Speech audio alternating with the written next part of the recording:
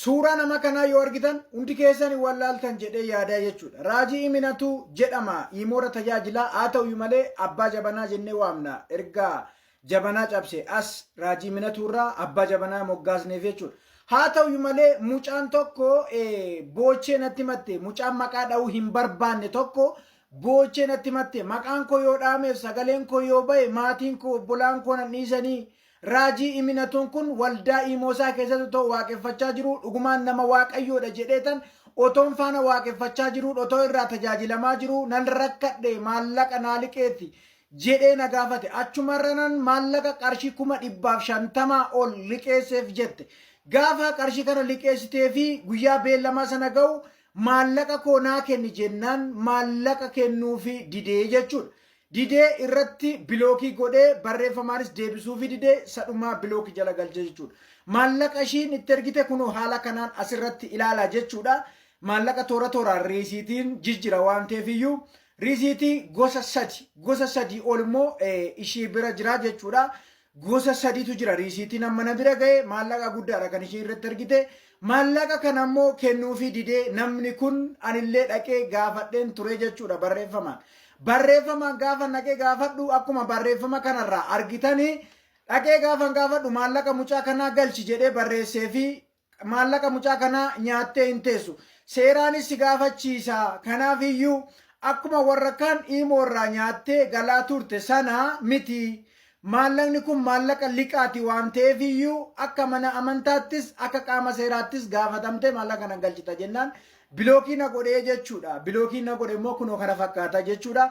Bilookii na godhee deemee akkaawuntii lama qaba. Akkaawuntii lachuun bilookii na godhe namni kun galchi jedhee keessaa illee dubbisnaan egaa bilookii natti cuqqaalee deeme barreeffama koollee ilaalee keessaa bahe nama kana jechuudha. Nama kana nama guyyaa darbe ani maallaqa hin qabu akkaawuntiin koo duwwaadha jedhee piroofaayilii tiiktaakii isaa irratti gadhiise.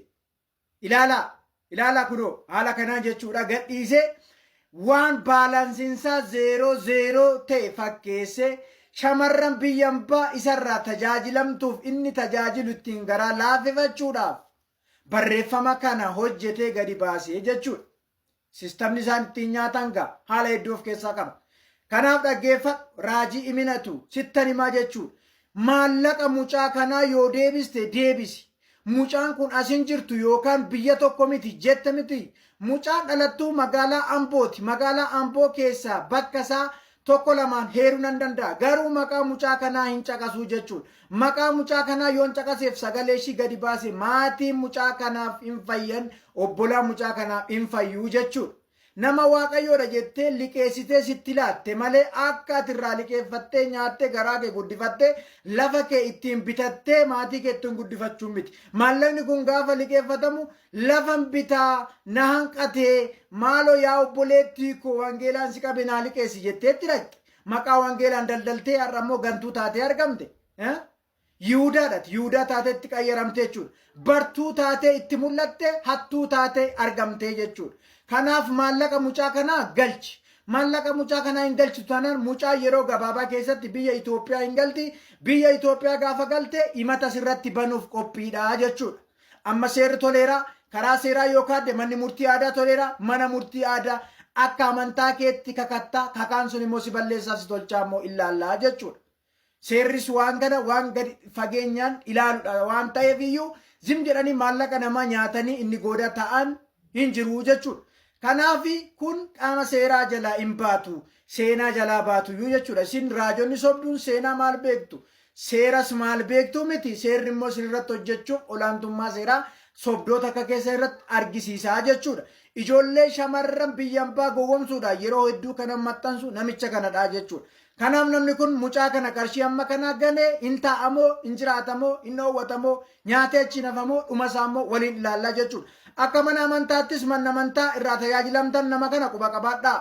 Tajaajiltoonni achi keessaas quba qabaadhaa. Yoo akkasaa ta'uu baattan yoo akkasaa nyaattu fattuu ta'uu baattan nama kana quba qabaadhaa. Amantoonni isarraa waaqeffattan amantoonni isarraa ameen jettanii achi keessa guyyaa sanbataa jala teessanii ameen jechaa ooltan waldaa immoo irrattis haa ta'u waldaa lafa irrattis haa ta'u maallaqa obboleettii kanaa nyaatee yeroo inni mucaa kana biloo godhu viidiyoo kana dhaggeeffadhaa quba qabaadhaa waa'ee nama kana madaalaa sheer godhaa bakka hundumaa qaqqabsiisaa nama kanarraa warri haftan of eeggadhaa kaleessallee deemee liivisaa jalatti maallaqa mucaa galchennaan achuma jalaa naqabeet kan muyiti na godhe deebi'ee bilookiin irra kaa'e jechuudha.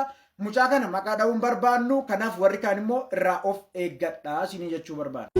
Hacuucaanii rakkisee mana gadi baase kun amma yoomitti kan inni itti fufu harca'umsi ta'ee dhugaan itti fufu barcummi sobdoota urseenuu fakufu maqaa waaqa keenyaaf hundumtuu haguuguufu kun amma yoomitti kan inni itti fufu harca'umsi ta'ee dhugaan itti fufu barcummi sobdoota urseenuu fakufu maqaa waaqa keenyaaf hundumtuu haguuguufu.